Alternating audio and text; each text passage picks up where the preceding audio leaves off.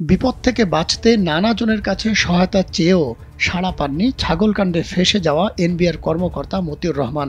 অবশেষে তার কর্ম তাকে নিয়ে যাচ্ছে খাদের কিনারে। সত্যি এবার ফেঁসে যাচ্ছেন তিনি। তার বিরুদ্ধে নানা ধারায় একাধিক মামলার প্রস্তুতি নিচ্ছে দুদক। দুদকের সূত্র বলছে, এক সপ্তাহের মধ্যেই মতিউরের বিরুদ্ধে মামলা করবে দুদক। কারণ দুদকের অনুসন্ধানে মতিউরের নামে বেনামে সম্পদের পাহাড়ের তথ্য মিলেছে। সূত্র বলছে, তার পরিবারের অভিযুক্ত সদস্যরাও এই মামলায় আসামি হবে। এদিকে মতিউরের সম্পদ জানতে বিভিন্ন সরকারি অফিসে চিঠি দিয়েছে দুদক। দুদকের অনুসন্ধানে দেখা গেছে, চাকরি জীবনে তিনি গাণিতিক হারে বৈধ অর্থ উপার্জন করলেও অবৈধ সম্পদ গড়েছেন জ্যামিতিক হারে।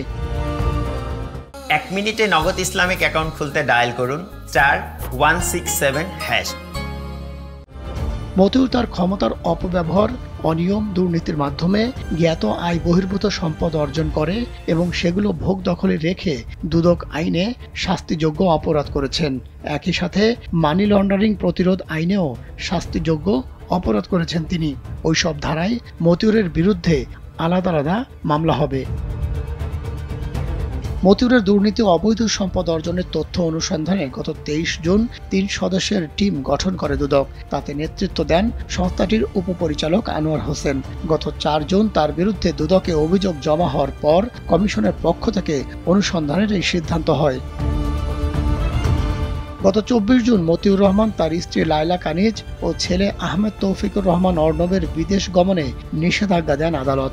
মতিউরের ছেলে ইফাত মোহাম্মদপুরের সাদিক এগ্রো থেকে 15 লাখ টাকায় একটি ছাগল এবং ঢাকার বিভিন্ন খামার থেকে 70 লাখ টাকার গরু কেনার পর আলোচনায় আসে সামাজিক যোগাযোগ মাধ্যম ও গণমাধ্যমে। এরপর একে একে বেরিয়ে আসতে থাকে মতিউরের ছেলের দামি ব্র্যান্ডের ঘড়ি, গাড়ি, আলিশান জীবনযাপন আর পরিবারের সদস্যদের নামে রিসোর্ট, শুটিং স্পট, বাংলো বাড়ি, জমি সহ নামে বেনামে সম্পত্তি নিয়েও আলোচনা শুরু হয়। সবশেষ 30 জুন মতিউর রহমান ও তার পরিবারের সম্পদ কত তা জানতে বিভিন্ন সংস্থায় চিঠি দিয়েছে দুদক। বিশেষ করে তাদের নামে কত জমি আছে সেই তথ্য জানতে চেয়ে ঢাকা সহ বিভিন্ন জেলার সাব রেজিস্ট্রি অফিসে চিঠি দিয়েছে দুর্নীতি দমন কমিশন দুদক। মাহমুদ সোহেল, কালবেলা।